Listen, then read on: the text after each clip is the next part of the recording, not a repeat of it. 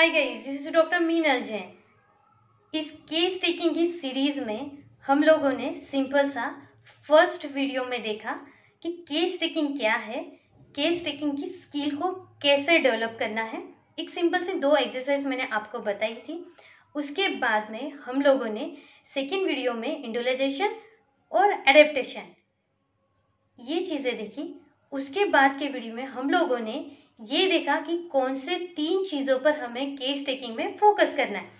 3 चीज़ें वो थी व्हाट, हाउ एंड व्हाई। ये 3 चीज़ें थी। अब हम इसके एक स्टेप और आगे बढ़ेंगे। केस टेकिंग में हमें अब पेशेंट का कंसर्न देखना है। कंसर्न मतलब क्या? कंसर्न मतलब कि पेशेंट हमसे क्या चाहता है, हमारे पास क्यों आया है, उसे हमारे पास आने का उसका इंटेंशन क्या है, पर्पस क्या है उसके हमारे पास आने का, ये हमें ढूंढ के निकालना है। उसे ये बीमारी क्यों ठीक करनी है, ये होता है उसका कंसर्न। सिंपल सा हमारे को केस में, हमारे केस टेकिंग में हमें पेशेंट का कंसर्न ढूंढना है। अभी आप बोलोगे, मैं आपको एक सिंपल सी बात यहाँ पर बोलना चाहती हूँ मेरे एक्सपीरियंस से कि हर केस में कंसर्न नहीं मिलता। क्या होता है ना, कभी कभी कुछ केस टेकिंग जो होती है, जो केसेस होती है वो एकदम क्विक होती है। 2 रुब्रिक्स देखे, 2 उसने उसके गेचर का कोई रुब्रिक बता दिया या कुछ रुब्रिक्स उठा लिए और उसको तुरंत रेमेडी दे दी, उसको रिजल्ट आ गया। कुछ केसेस में जो डीप केस टेकिंग लेने की ज़रूरत है, ऐसे केसेस में वहाँ हमें कंसर्न मिलता है। और जो सुपरफिशियल केसेस रहती है उसमें भी हमें कंसर्न मिलता है, पर कभी कभी कंसर्न नहीं भी मिल सकता है। ये कंपलसरी नहीं है कि हमें कंसर्न हर केस में मिलना ही चाहिए और उसे कुरेदना नहीं है। सिंपल सा कंसर्न निकालने के लिए मैं हमेशा एक क्वेश्चन पेशेंट को पूछती हूँ। मेरे केस टेकिंग में एक कंपलसरी क्वेश्चन होता है कि आप मेरे पास क्यों आए, मैंने इस केस में आपके लिए क्या करना चाहिए। ये 2 क्वेश्चन मैं हमेशा पेशेंट को पूछती हूँ, उसमें से मुझे कंसर्न मिल जाता है। हर एक रेमेडी का कंसर्न अलग अलग होता है। देखेंगे हम लोग इसके लिए कुछ एग्जांपल्स। जैसे फॉस्फोरस का क्या कंसर्न है।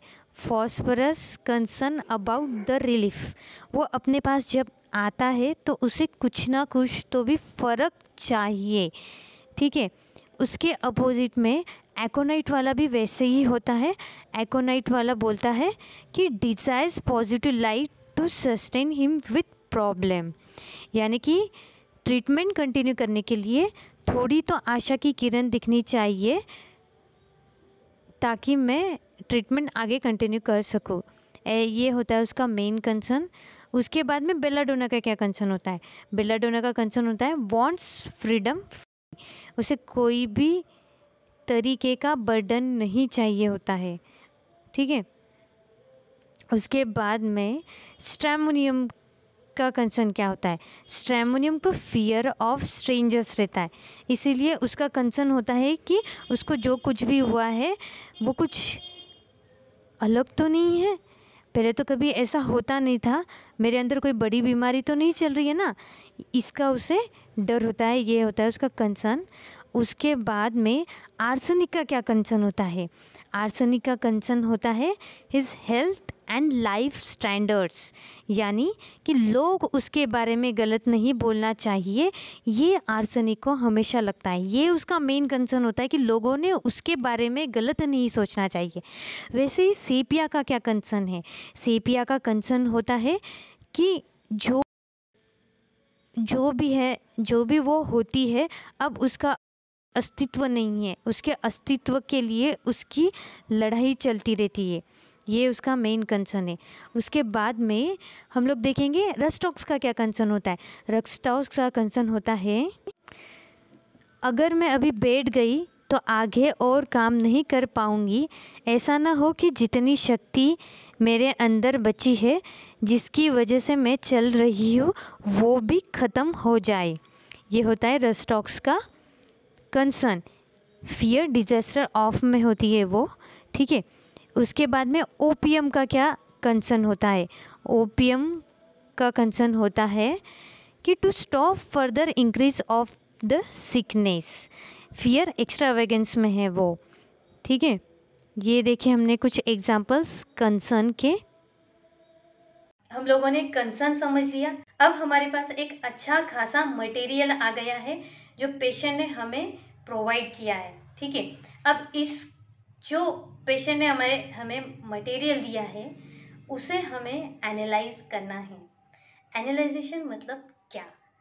केस टेकिंग में एनालिसिस करना मतलब कि पेशेंट जो बोलता है वो कोई भी लैंग्वेज में बोलो, हमें उसे वैसे की वैसे कंसीडर करना है।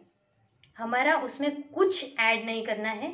हम क्या बोल रहे हैं, हमें क्या लगता है, ये हमें नहीं इम्पोर्टेंट है। हमें सिर्फ एक चीज़ इम्पोर्टेंट है, पेशेंट क्या बोला, कैसे बोला और क्यों बोल रहा है, वैसे कि वैसे वर्ड टू वर्ड उसको समझना, यानी एनालिसिस करना।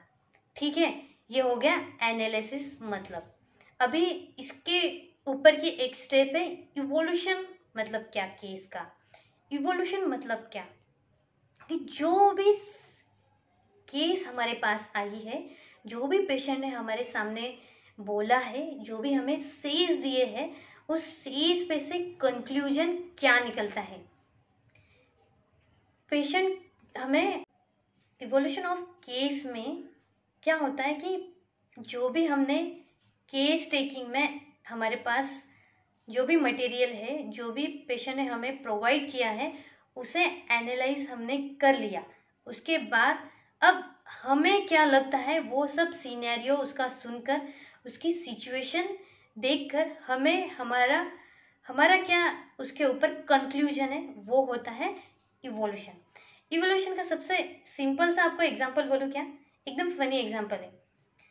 कितने ऐसे लड़के थे हमारे कॉलेज में कि जो फर्स्ट डे लड़की कॉलेज में एंटर करने के बाद में तुरंत गेस कर लेते थे कि ये लड़की इस टाइप की है, ये लड़की उस टाइप की है, इसको हम पटा सकते हैं और उसको हम नहीं पटा सकते। कितने लड़के ऐसे हैं कि जो तुरंत भाप लेते थे। ठीक है ना? तो वो लड़के वो क्या करते थे, उन्होंने कभी उस लड़की से बात नहीं की, कुछ नहीं किया, फिर भी वो गेस कर लेते थे वो कैसी है, क्या है, उसका नेचर क्या हो सकता है। तो ये जो उनका गेसिंग था, ये जो उनका कंक्लूजन था, वो क्या था ना, सिंपल सा इवोल्यूशन था। ये था इवोल्यूशन। उसके बाद मैं एक और एग्जांपल देती हूँ। हमसे कितने लोग ऐसे होंगे जो बैक बेंचर्स थे। मैं तो बैक बेंचर से वो, आप पता नहीं है आप कैसे होगे, पर जो लोग बैक बेंचर्स थे ना, उनको आप जाके पूछ लीजिएगा कि जो भी नए सर एंट्री करते हैं आपके क्लास में, तो वो किस टाइप के हैं, उनको कहाँ पर खींचना है, उनको कैसे खींचना है, उनकी वीक पॉइंट कैसे ढूंढ कर निकालनी है, ये उनको बहुत अच्छे से आता था। तो ये जो आना है ना, यही स्किल जो है, ये जो आने की स्किल है ना, वही इवोल्यूशन था। और ये हम सिंपल सा हमारे पेशेंट में अप्लाई कर देख ली, आपको रिजल्ट बहुत अच्छे मिलेंगे। ठीक है, तो अभी तक के हम लोगों ने केस टेकिंग की सीरीज में हम लोगों ने कंसर्न देखा, कंसर्न क्या होता है वो समझा। उसके बाद में हम लोगों ने समझा केस का एनालिसिस क्या होता है, एनालिसिस मतलब क्या है, और इवोल्यूशन मतलब क्या है। ठीक है।